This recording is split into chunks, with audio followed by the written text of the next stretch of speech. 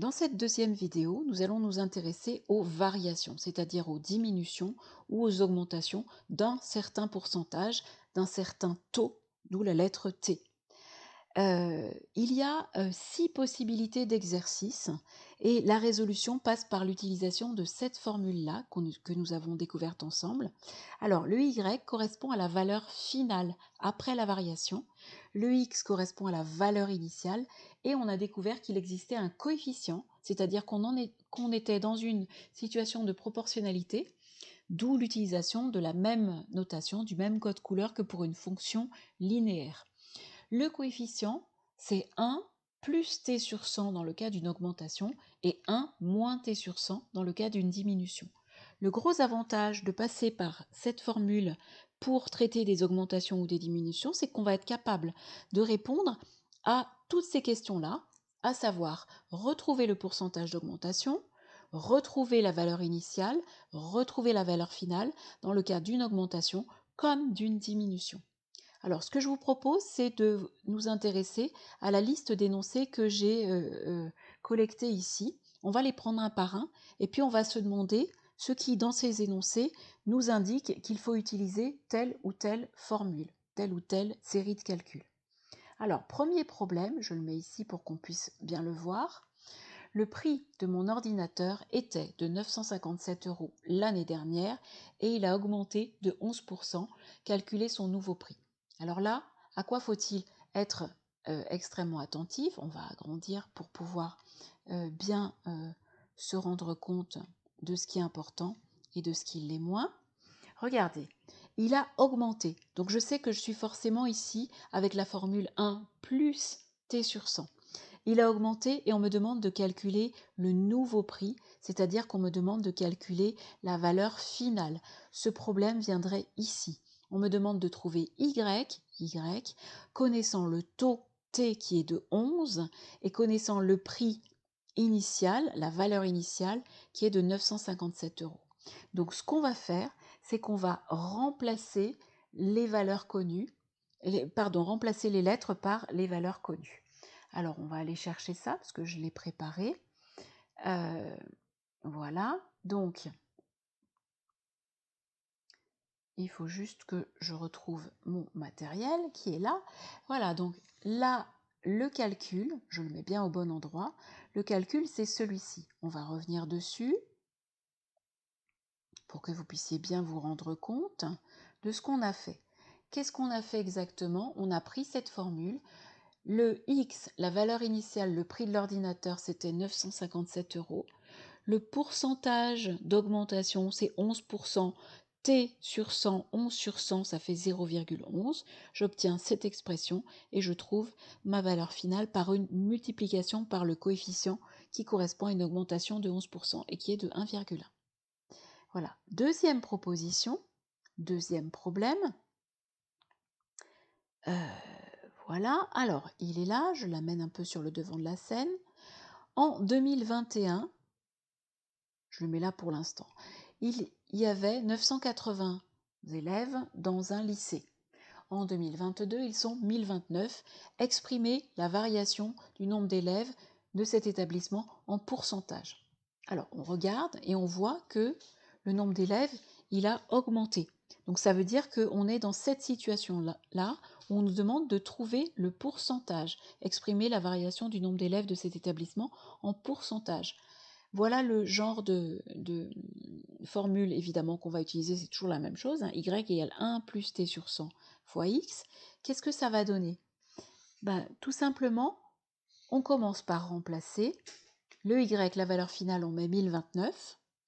Le x, la valeur initiale, on met 980.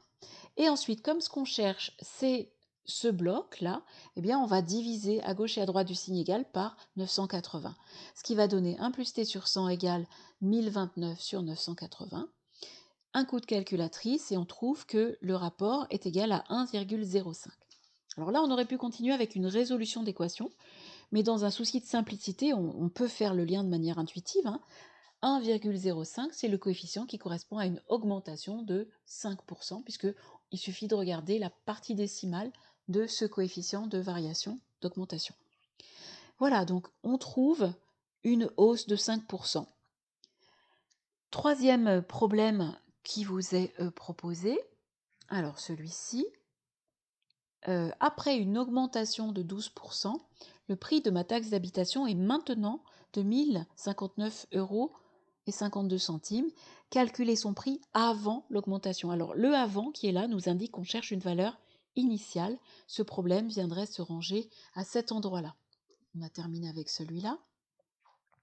Donc, je connais la valeur finale, je connais le taux, on me demande la valeur initiale, je vais utiliser ma formule, je vais tout simplement remplacer les lettres par les valeurs connues.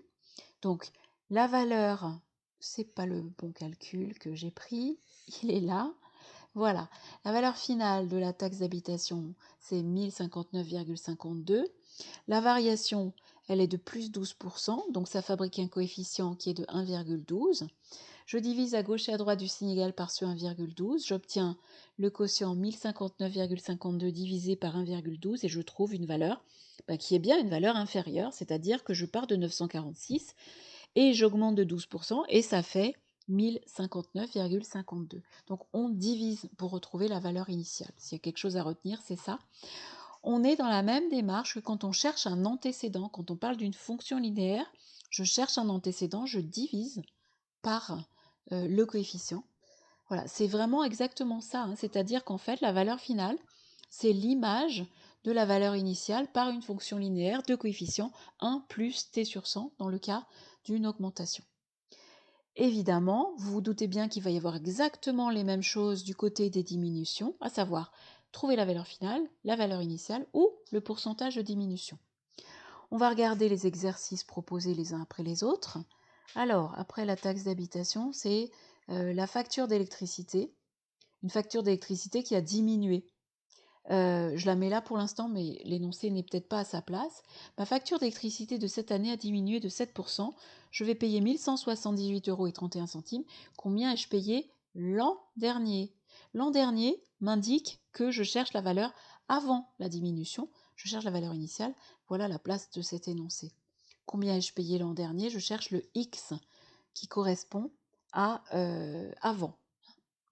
Donc, je vais remplacer, comme tout à l'heure, les lettres par leur valeur. On est là. Voilà. Voilà le prix final. Voilà le coefficient qui correspond à une baisse de 7%, 0,93.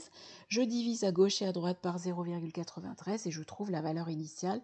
Et sans surprise, elle est plus grande que la valeur finale puisqu'on parle d'une diminution. Divisé par un nombre qui commence par 0, ça revient à obtenir un nombre plus grand. Voilà. Alors ensuite, il nous reste encore deux cas à examiner. Alors celui-ci, un article coûtait 90 € et son prix est soldé à moins 20%, calculer son nouveau prix. Le problème est placé au bon endroit. Je cherche une valeur finale Y, je connais le taux T qui est égal à 20%, c'est moins 20%. Donc je vais remplacer à nouveau par les valeurs disponibles et j'obtiens ce calcul. Le coefficient est de 0,8, la valeur initiale est de 90, je multiplie et je trouve la valeur après la baisse, elle est de 72 €. Alors, je signale que je n'ai mis ici aucune phrase de réponse par manque de place, mais il est bien clair que pour tout problème concret, on doit répondre avec une phrase. Voilà. Il nous reste un problème que nous n'avons pas examiné, c'est quand on nous demande d'exprimer la variation à l'aide d'un pourcentage. Alors, voilà l'exercice. En 2000, je ne sais pas du tout celui-là on l'a déjà exploité, le voilà. En 11 ans, la population d'une ville est passée de 120 000 habitants à 114 000 habitants. On voit qu'il s'agit d'une diminution et on nous demande d'exprimer cette diminution en pourcentage. Le calcul ne va pas vous surprendre, il est là. La valeur initiale, c'est 120 000. La valeur finale, c'est 114 000. Je divise à gauche et à droite par 120 000. 1 moins t sur 100 égale 0,95. Et là encore, on réfléchit 2 secondes et on se dit que 0,95, c'est le coefficient qui correspond à une baisse de 5%. Je vous renvoie au tableau que l'on a rempli ensemble en classe.